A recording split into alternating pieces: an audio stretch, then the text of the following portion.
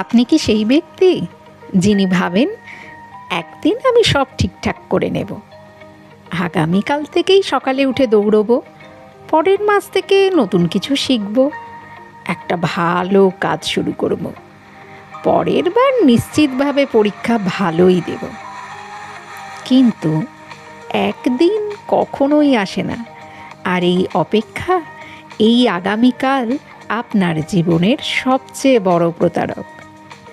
তাই পরিকল্পনা নয়, কাজ শুরু করুন। পরিকল্পনা করা সহজ, কিন্তু সেই পরিকল্পনাকে বাস্তবে রূপ দেওয়া কঠিন। আমাদের মস্তিষ্ক পরিকল্পনার সময় সাময়িক আনন্দ পায় এবং মনে করে কাজ শেষ, কিন্তু বাস্তবিক কাজ শুরু না করলে সেটি শুধুই একটি কল্পনা।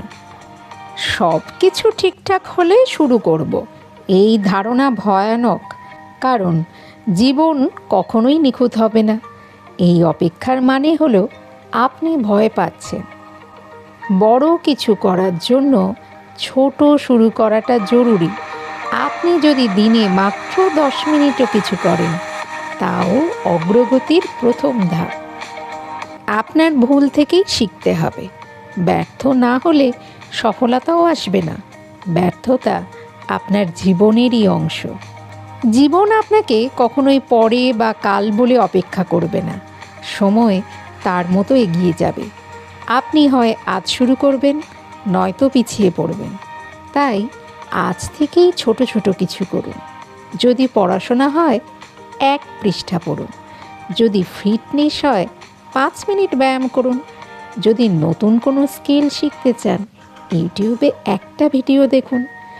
যতদিন না আপনি শুরু করছেন, ততদিন সব কিছুই অসম্ভব, আর একবার শুরু করলে সব কিছুই সম্ভব। তাই আজকের ছোট পদক্ষেপটাই হতে পারে আপনার আগামীকালের সাফল্যের ভিত্তি।